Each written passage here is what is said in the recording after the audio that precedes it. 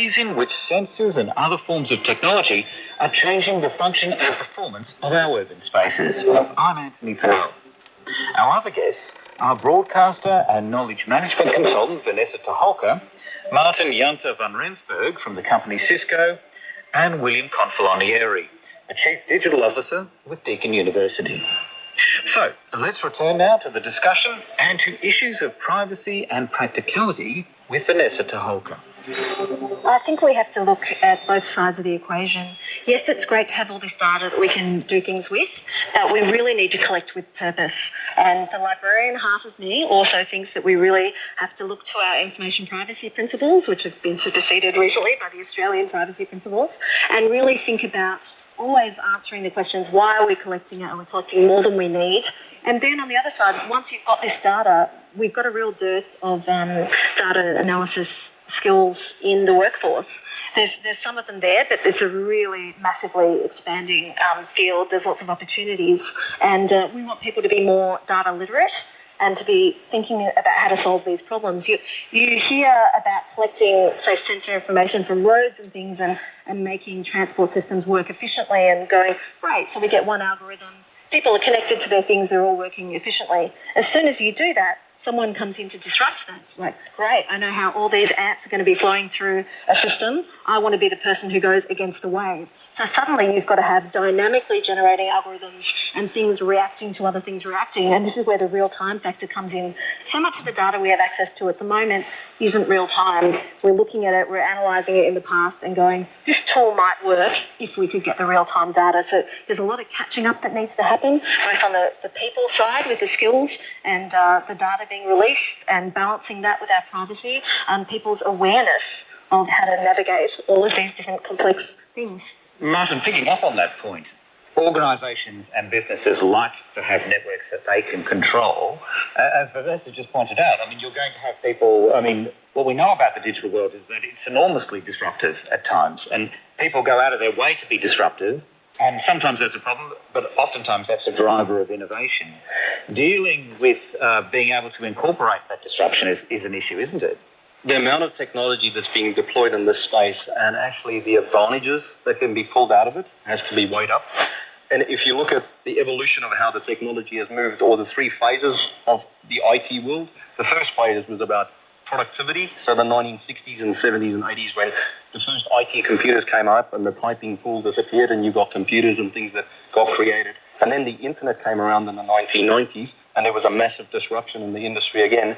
Now we're seeing the Internet of Things, or the Internet of Everything, is that third wave of disruption that's actually going to change things. But the biggest difference between the third disruption, which is the Internet of Things, and the first two is this time it's not just processes that's being changed, it's actually the products that you use. And it's the smart technology that's being put into the end device that's going to drive a lot of disruption as well. And that's a big difference. Can I add on your example, because these disruptions have the particularity that they are combining and producing more and more effects. If we go to the case of the driverless car, it's not only affecting the taxi driver industry. I have 3 cars at home, most of the time parked, doing nothing. So if I have a driverless car, it's going to take me to my job, it's going to return to pick my daughter up, take her to the university. So the car industry is going to be disrupted. We are not going to have waste in the use of cars, for example. And that is a ripple effect that we will see with every single thing. And just to be clear, the reason why the driverless car is related or is connected to this idea of the Internet of Things is because driverless cars, the idea is that they wouldn't be operating autonomously within a city. Yeah. They would all be connected to each other, all within a network. So again, there's those kind of savings with traffic, because you're actually keeping traffic flowing through a city in a way that we currently can't do when all cars are autonomous, as they are currently. Yep. Cisco has co-invested on a company called Coda Wireless, which is based out of Adelaide. What they are creating is what they call car-to-car communication and car-to-infrastructure communication. So what that means is if the traffic light, not just the sensor and the pads that you stop on, but if the traffic light was smart enough to know how much traffic was coming and know where the traffic was coming from, you need the car to talk to the infrastructure, but also to avoid accidents and collisions, you need cars to be able to talk to each other.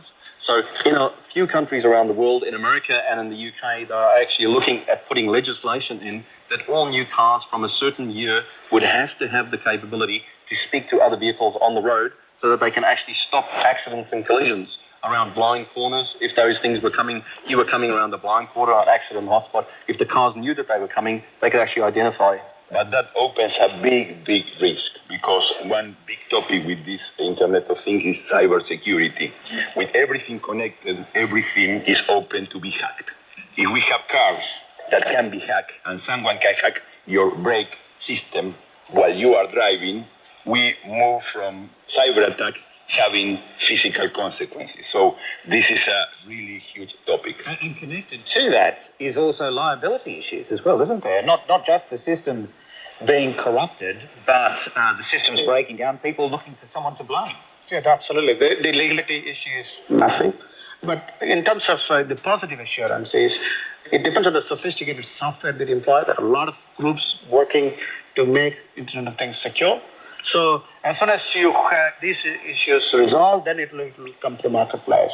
But the security issue for the Internet of Things is going to be the same as the security issue that we've had for the last 10, 15 years with the Internet, is that it's going to be not just one challenge to overcome. This is going to be a series of ongoing challenges over time to keep pace with. Yeah, that is the massive challenge, because one of the recent government organizations' report overseas mentioned that because of the encryption technologies, they're not able to penetrate any of the data. So it is really a massive problem. The commercial organizations are continually, because they are going to develop apps and other software items, and those items are going to impact somebody else's lives, and they're liable.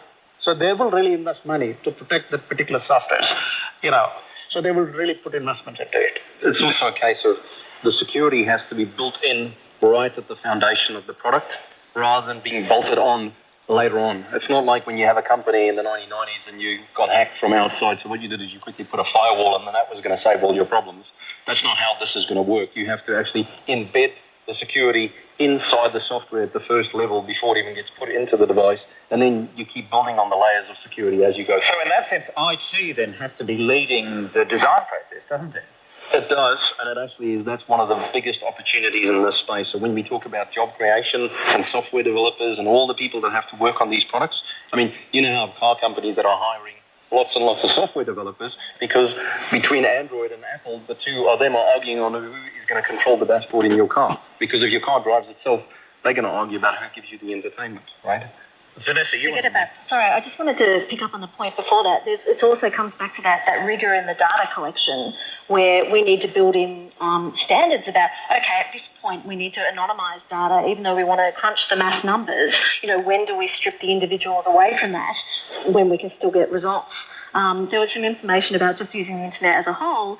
Even if you opt out of social networking and Facebook or what have you, just through your personal connections, people can infer all these things about your socioeconomic status, your background, your likely political views, all these sorts of powerful bits of data. When you've opted out, we're going to have even worse problems when you might opt out of having your Fitbits or your Garmins, and we've got a few devices surrounding me at the moment. But what happens if your family is using all of those? What are they going to be able to infer about your lifestyle? And how much do you care? Are going to be issues. The security issue, the important thing about it is that it relates to fear, doesn't it? And really, fear is the great challenge to the innovative side of this actually coming to the fore. Because if people don't feel like they can trust it, they're less likely to engage with it, aren't they? Well, people are scared of not knowing what the data